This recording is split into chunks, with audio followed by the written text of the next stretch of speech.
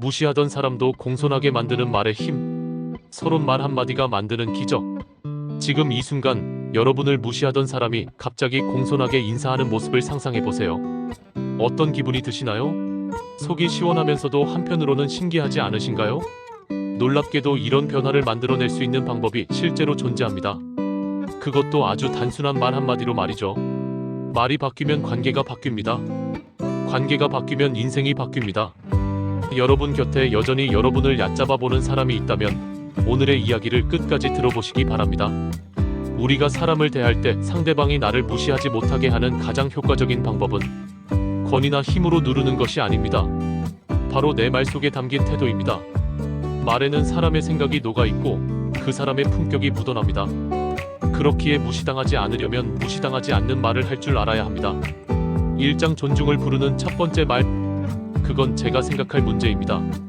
작은 문구점에서 일어난 기적. 서울 강북구의 한 문구점에서 일어난 작은 사건부터 시작해 보겠습니다. 평생을 장사하며 살아온 김정순 할머니는 늘 이웃들의 툭툭 던지는 말투에도 그저 웃으며 넘겨왔습니다. 그러던 어느 날 한 중학생이 가게에 들어와 이렇게 말했습니다. 이거 얼마예요? 싸게 해줘요. 나 단골이에요. 정순 할머니는 조용히 학생을 바라보며 이렇게 말했습니다. 단골이라고 하기엔 나는 내 이름도 모르고 너는 나를 이름 대신 아주머니라 부르지. 내가 아주머니 이름이라도 있었으면 좋겠구나. 그럼 나도 내가 누군지 기억할 수 있을 텐데. 그 말에 학생은 당황했지만 잠시 뒤 작은 목소리로 말했습니다. 죄송해요. 저 김준영이에요. 할머니 이름이 어떻게 되세요? 김정순 할머니는 말 한마디로 자신을 무시하던 학생의 태도를 완전히 바꿔놓았습니다. 그 한마디에는 자신을 향한 존중이 부족하다는 지적이 있었고 그 지적은 공격이 아닌 품격 있는 깨우침이었습니다. 경계선을 그어주는 말의 힘. 우리는 왜 어떤 사람에게는 함부로 굴지 못할까요? 그 사람의 옷차림이 멋져서일까요? 아니면 돈이 많아 보여서일까요? 아닙니다. 대부분은 그 사람이 말할 때 자기 자신에 대한 존중이 담겨 있기 때문입니다. 그건 제가 생각할 문제입니다. 이 말은 의견을 거절하는 것이 아니라 내 결정권을 되찾아오는 선언입니다. 예를 들어 이런 상황을 생각해 보세요. 그 나이에 아직 그것도 못 정했어? 이런 걸로 고민하는 건 참 한심한 거 아니야? 이럴 때 대개는 말문이 막히고 그저 어색하게 웃으며 대충 넘깁니다. 하지만 바로 그 순간 상대는 여러분이 쉽게 밀릴 수 있는 사람이라고 판단합니다. 실제 사례 40대 주부의 용기. 대학원에 진학하려던 한 40대 주부가 있었습니다. 이미 결혼도 했고 아이도 초등학생이었죠. 가족들은 그녀에게 말했습니다. 지금 대학원을 왜 가? 그 돈 있으면 애한테 쓰지.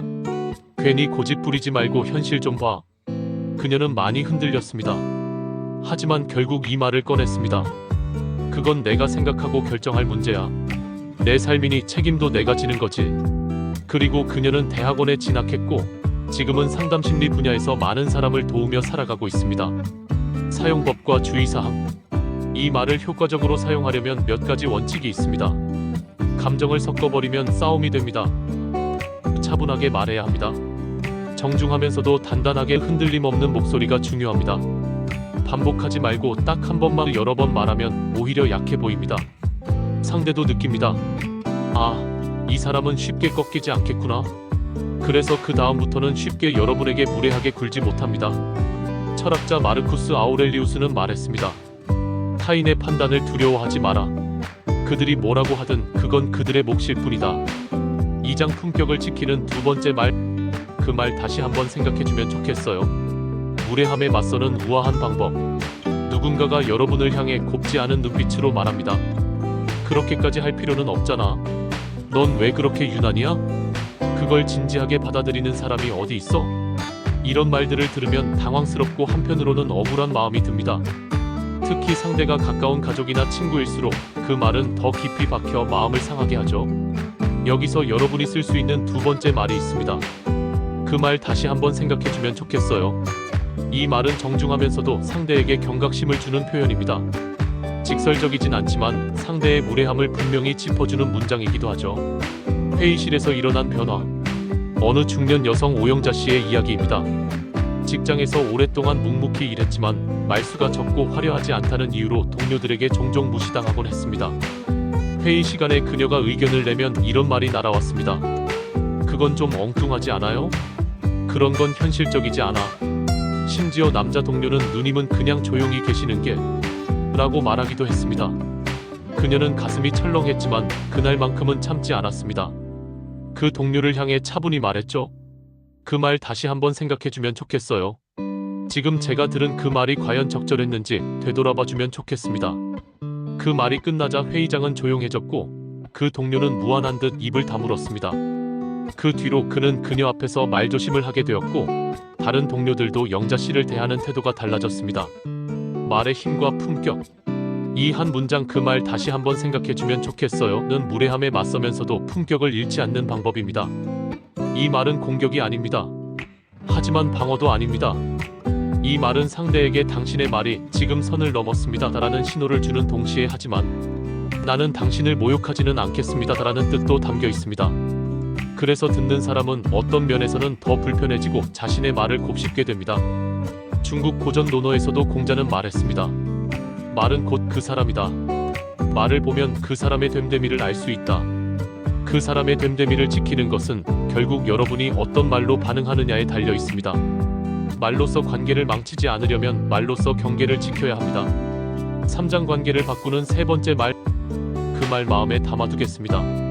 침묵보다 강한 한마디. 세 번째로 여러분께 꼭 권해드리고 싶은 말은 이렇습니다. 그 말 마음에 담아두겠습니다. 겉보기엔 순한 듯 들리지만 이 말 안에는 아주 깊은 결심이 담겨 있습니다. 이 문장을 들은 사람은 자기 말이 누군가에게 어떤 식으로 남았는지를 그 순간 자각하게 됩니다. 상대가 무례하게 말했든 선의로 충고했든 혹은 은근히 깔보는 듯한 말이었든 간에 이 말은 강한 울림을 줍니다. 왜냐하면 이 말은 상대의 말이 그냥 흘러가지 않았음을, 그 말이 나에게 상처든 교훈이든 무언가로 남았음을 의미하기 때문입니다. 공무원 김동철 씨의 이야기. 경기도에서 공무원으로 일하던 김동철 씨의 실화입니다. 그는 평소 사람들과 어울리는 걸 좋아했지만 윗사람 앞에선 늘 입을 조심해야 했습니다. 어느 날 상사로부터 회식 자리에서 면전에서 이런 말을 들었습니다. 아니, 김 주무관은 늘 사람 좋은 척하지만 사실 능력은 별로잖아. 그저 인간관계로 버티는 거지. 순간 분위기가 싸늘해졌습니다. 김동철 씨는 어이가 없었지만 얼굴빛 하나 바꾸지 않고 말했죠. 그 말 마음에 담아두겠습니다. 짧은 그 한마디에 그 자리에 있던 사람들이 모두 숨을 죽였습니다. 웃지도 않았고 화를 내지도 않았지만 그 말에는 묵직한 힘이 있었습니다. 그 상사는 며칠 뒤 김동철 씨에게 따로 찾아와 그날의 발언이 경솔했다고 사과했습니다. 책임을 묻는 우아한 방식. 그 말 마음에 담아두겠습니다는 단순한 수용이 아니라 상대가 한 말에 대해 여러분이 책임을 요구하는 방식이기도 합니다. 마음에 담는다는 건 곧 잊지 않겠다는 뜻이기도 합니다. 그러나 단지 원한을 품겠다는 말이 아니라 그 말을 기준으로 앞으로 이 관계를 어떻게 이어갈지 신중하게 판단하겠다는 뜻이기도 하죠. 마치 물속에 던져진 돌 하나가 잔잔한 파문을 일으키듯이 이 한마디는 상대의 마음에도 작은 떨림을 남깁니다. 철학자 쇼펜하우어는 말했습니다. 말은 인간이 가진 가장 강한 무기이자 가장 깊은 위로이다. 사장 지혜로운 소통의 네 번째 말. 그건 그렇게도 볼 수 있겠네요. 싸우지도 굽히지도 않는 태도. 사람이 사람과 부딪히는 순간은 언제일까요? 바로 내 생각이 옳다고 주장하고 상대의 말이 틀렸다고 단정지을 때입니다. 하지만 이 한마디는 다릅니다. 그건 그렇게도 볼 수 있겠네요. 이 말이 가진 힘은 자신을 낮추거나 굽히지 않으면서도 상대를 존중하는 데 있습니다. 인테리어 업체 대표의 지혜. 서울에서 작은 인테리어 업체를 운영하던 이영숙 씨의 이야기입니다. 한 고객이 작업 도중 생각이 바뀌었다며 도면을 바꾸자고 했습니다. 이미 자재도 발주했고 공정도 중간까지 진행된 상태였습니다. 이영숙 씨는 단호하게 거절할 수도 있었지만 고객이 내뱉은 말에 마음이 상할 뻔했습니다. 디자인은 별로 감각 없어 보이네요. 그때 그녀가 꺼낸 말이 바로 이겁니다.